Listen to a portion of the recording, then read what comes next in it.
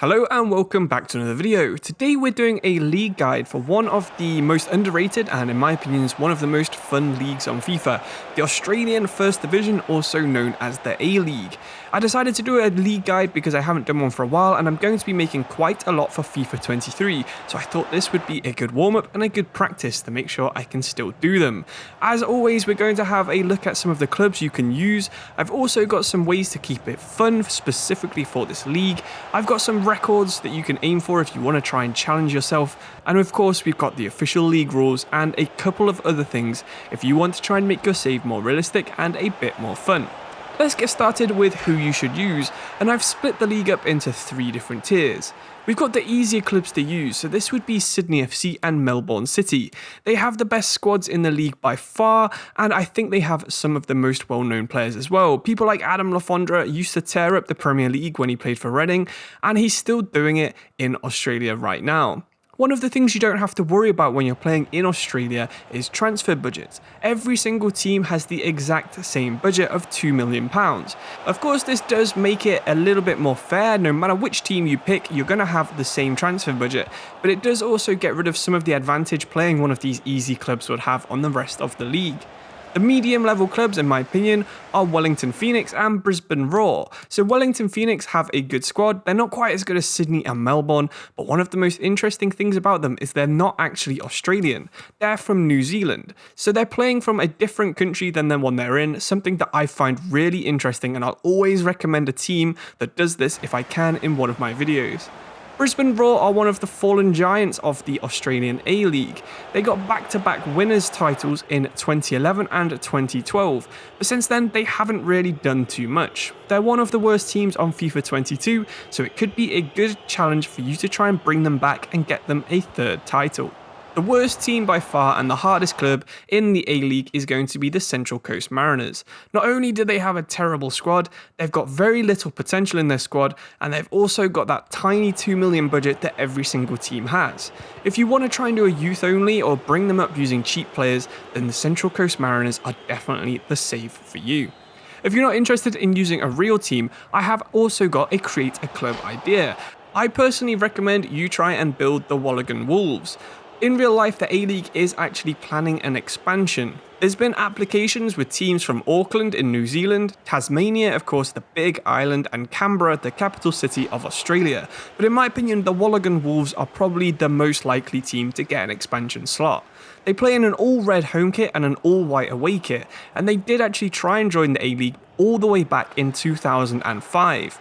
Their manager is former Socceroo, which is the Australian nickname for their national team, Luke Wilkshire, and they have been regularly making the latter stages of the FFA Cup. If you're not sure what this is the cup that every single team in Australia can enter. Not only the A-League, which doesn't have relegation or promotion, but every single team in the country can join this club. To say they're not in the major league and they're getting so far into this competition, it is pretty interesting to me, and that's why I think they're worthy of your create club. Their location means they would be rivals with both Sydney clubs and also Newcastle Jets, so you do have a good selection of clubs if you're wanting to have a fierce rivalry. Keeping it back to the real life clubs, if you want to make your save a bit more fun, try and limit the player ratings in your squad. For top clubs, the very best in Australia I would say you could go for is averaging around 70 overall. Of course you can have a couple of players that are 73, 74, I think there's even a 75 at the moment. If you're in the mid-tier, so the sort of middle of the road clubs, the Wellingtons, the Brisbanes, I would go for averaging your squad around 67. This would make it a little bit harder for you to rise up the league really fast, and when you do eventually get into the Asian Champions League, you'll also have a couple more overalls and you can sign some new players that aren't already worse than the ones that are at your club. If you're playing as someone like Central Coast Mariners, for the first season I would keep your overall to around 64. This will make it not too easy and it will sort of prolong the struggle, and in my opinion, that is one of the most fun parts of the save. Unfortunately, there are actually no real stadiums on the game from the A-League. It would be cool to have something like the MCG in a football configuration on the game, because that stadium is massive and is mainly used for cricket these days. But they not actually have any on the game, which is pretty annoying if you want to play in this league.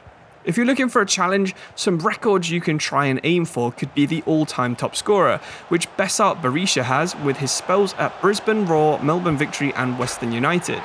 If you want to go for the most league wins, you'll need to get at least 6, because Sydney FC currently have 5. If you want to go for cup wins instead, then you'll need 4, because Adelaide United currently have 3 cups in their trophy cabinet. And if you want to try and get the most appearances of any player, you're going to struggle, because you'll need to get to 360 to beat Andrew Durante, who got them over the last couple of decades. The league rules in Australia are fairly simple. Within the squad, there can only be a maximum of 5 foreign, or as they're known in Australia, visa players. So these can be anyone from outside Australia, or including New Zealand if you're playing as Wellington Phoenix. For example, let's say you're playing as Brisbane Roar and you really fancy signing someone like Harry Maguire. Of course, he probably wouldn't ever go there in real life, but let's just say you're trying to sign him on your save. He will use up one of your 5 slots, which means you can have 4 other players from anywhere in the world. With a maximum squad of 26 players, this means you will have 21 Australians or New Zealanders if you're playing as Wellington Phoenix, and you can have 5 players from anywhere else on Earth. Some signing suggestions to help fill out those 5 slots could be looking at the British influences on the league historically. There's been quite a lot of older British players from Scotland, England and Wales heading over to Australia.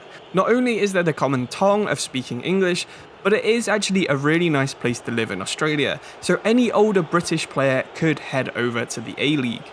It's also one of the few countries that Italian players like to go. You've currently got Diamanti, who at 38 years old is also one of the best players in the league, but you've had people like Del Piero heading over to Sydney in the past as well.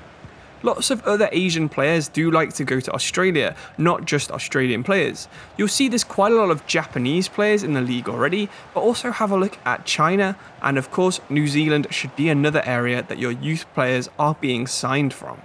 You're going to have a similar signing profile to that of the MLS, but probably with more of an Anglosphere focus. Look for older players who speak English, and you won't be going too far wrong. Finally, we're going to have a look at the fans and some interesting rivalries if you're interested in that kind of thing. If you're not, leave some comments below and tell me which players you think are realistic for each team, because it was a bit hard for me to find that information for the A League. So football isn't really a major sport in Australia.